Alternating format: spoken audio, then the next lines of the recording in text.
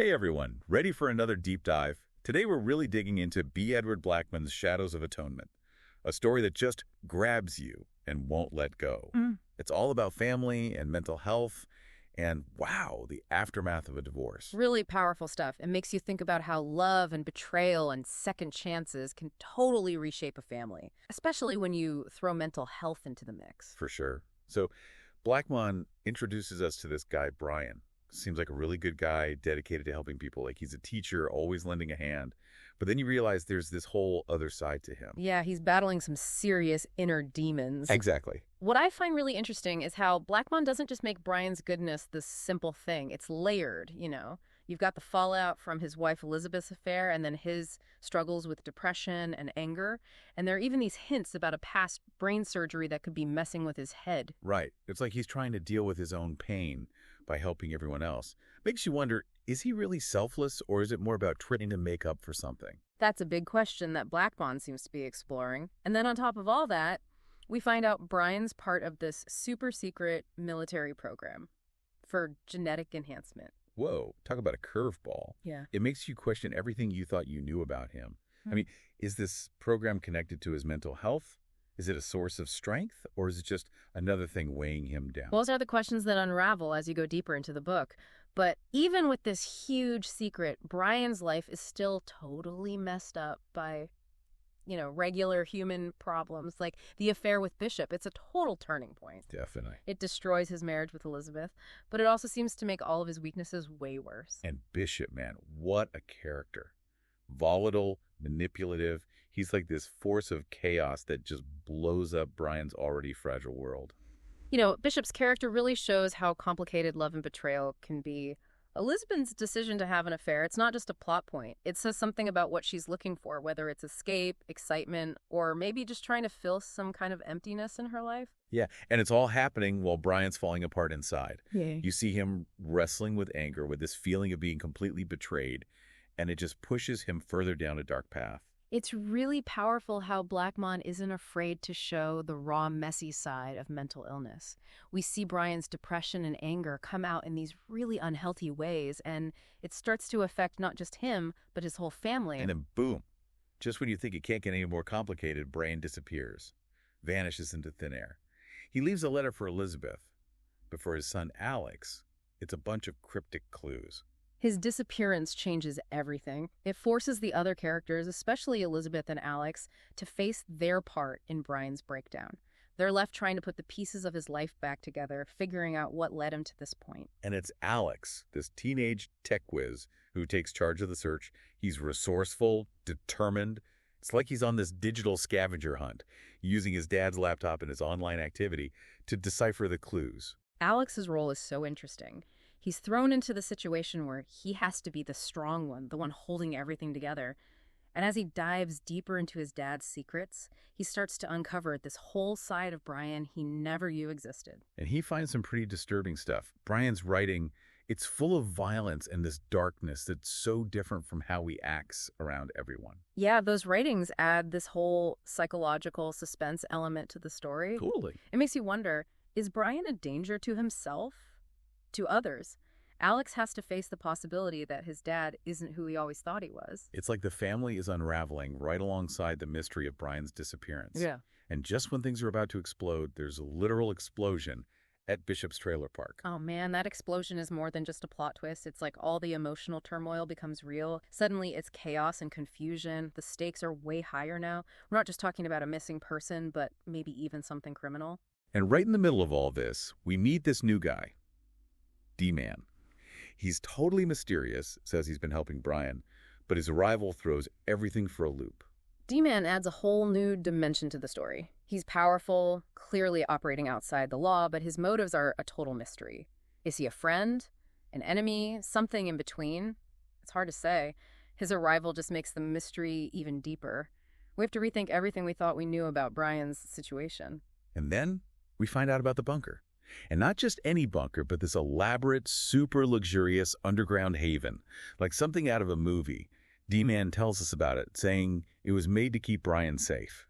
That bunker is such a powerful symbol. On the one hand, it's all about safety and protection, but it also makes you think about isolation and escape. Is it really a sanctuary, or is it more like a prison that Brian created for himself? Right. Is he hiding there because he's afraid, or is someone forcing him to stay hidden?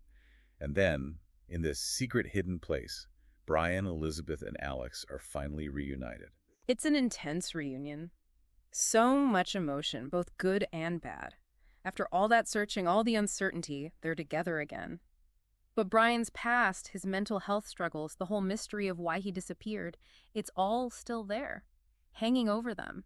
It's almost like they're trapped in this bubble, this pressure cooker where they have to deal with all the stuff they've been avoiding. And they're also worried about what's waiting for them out there. Yeah. If it's even safe to go back. Exactly. So you have this constant back and forth, the desire to heal and the fear of what's on the outside.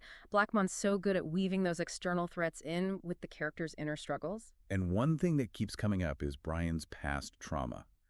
We learn more about the brain surgery he had back in 2022. And you realize it wasn't just physically difficult. Yeah, it's like the surgery left this invisible scar, this vulnerability that makes him super sensitive to other people's pain. But it also makes him swing back and forth emotionally. It makes you think about his whole thing with helping others. Is it really altruistic? Or is he trying to fix himself by fixing everyone else? That's a good point. And then you add in the secret about the genetic enhancement program. It's like, did he ever really have control over his own life? That whole program is genius. It brings up all these ethical questions about human potential and what you're responsible for if you have these extraordinary abilities. But it doesn't overshadow the family drama. Right. Enhanced abilities or not, Brian's still dealing with the consequences of Elizabeth's affair. And Bishop, that other guy, he's like a shadow hanging over everything. Yeah. We see how much his manipulation messed Brian up, how he took advantage of Elizabeth's weaknesses. Bishop is like the poster child for toxic masculinity. Control and chaos, that's his thing. He's not just a bad guy, he's the reason the family fell apart. And it makes you think about forgiveness. Can Brian ever really get past what happened? Can Elizabeth forgive herself for the pain she caused? Those questions about forgiveness are huge in this story, and they play out differently for each character. Like the Alex, he's stuck in the middle. Yeah. He's totally loyal to his dad, but he sees his mom struggling her regrets. Alex's story is fascinating because he's forced to grow up so fast. He's dealing with his own grief and confusion, plus the wreckage of his parents' relationship. You really see the impact divorce has on a kid through his eyes. He uses technology to try to figure things out, to put together the clues his dad left behind. But he ends up discovering this whole other side to his dad. That's interesting, right? Technology, it's both a way to connect and a way to isolate yourself. Exactly. On one hand, it lets Alex connect with his dad even though he's not physically there.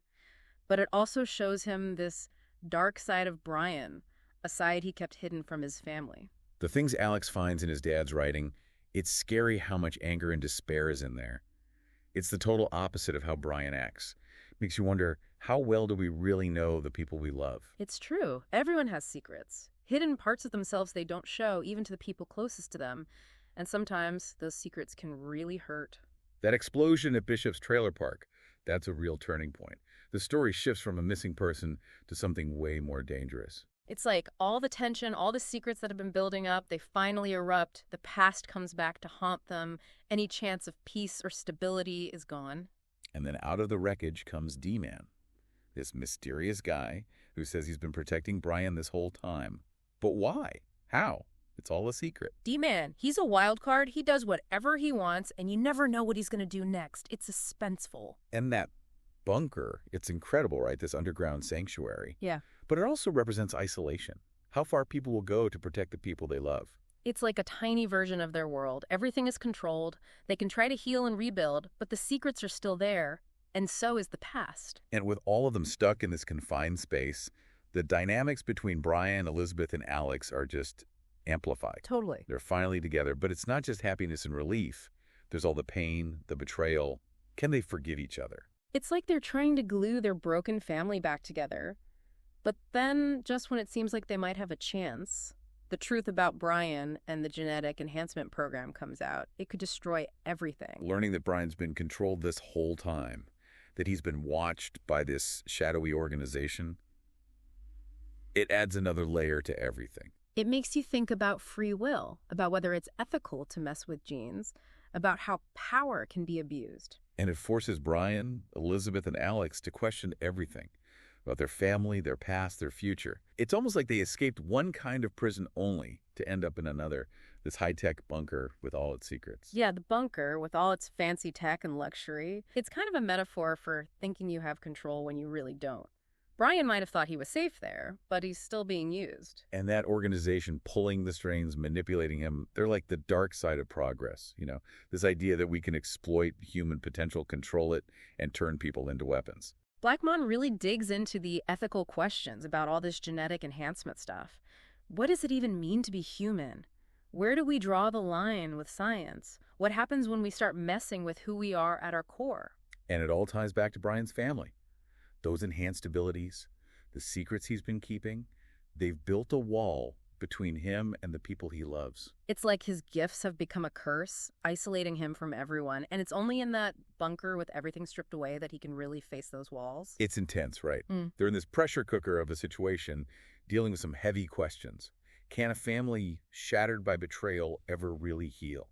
Is forgiveness even possible when the wounds are so deep? Those questions are at the heart of the story. And Blackmon doesn't give you any easy answers. He shows you how messy and complicated it is to try and come back together. All that back and forth, the anger, the resentment, and then wanting to connect again. And it's not just about Brian and Elizabeth. Their son, Alex, is trying to process everything too. He's seen his parents at their worst, watched their marriage fall apart. Now he has to deal with the truth about his dad. It's a good reminder that kids are often the ones who get hurt the most in a divorce. They take on all the emotional baggage, trying to make sense of things that even adults can't figure out. And a lot of times, they blame themselves. But Alex is a tough kid. He uses his tech skills to try and understand his dad, to put all the pieces together. And in a way, he becomes a symbol of hope. This reminder that even when things are really dark, there's always a chance for growth and understanding. Yeah, and it's through Alex's eyes that we see forgiveness is possible. He knows his parents hurt each other, but he still wants them to be a family. And while they're down there in the bunker trying to put their lives back together, there's still that threat from the outside world. That organization that's been controlling Brian, they're not going away. It makes you realize that no matter how safe you think you are, you can't hide from your past. And the decisions Brian, Elizabeth, and Alex make at the end, they won't just affect them, they could affect everyone. Blackmon leaves you with this feeling of hope, but it's not a simple happy ending. It's a hope that recognizes how complicated people are, the power of love and forgiveness, and how important it is to fight for what you believe in, even when it seems impossible. Shadows of Atonement is one of those stories that sticks with you. It reminds you that even in a world obsessed with technology and scientific breakthroughs, the biggest battles we fight are inside ourselves. It makes you think, it makes you feel, and in the end, it makes you believe in second chances, even if they come with a cost. So think about your own life. How have your experiences with family, with love, with betrayal shaped how you view forgiveness and second chances? Shadows of Atonement asks us to look inside ourselves and see how much compassion and understanding we have, even when things are really tough. And that wraps up our deep dive into Shadows of Atonement. Thanks for joining us.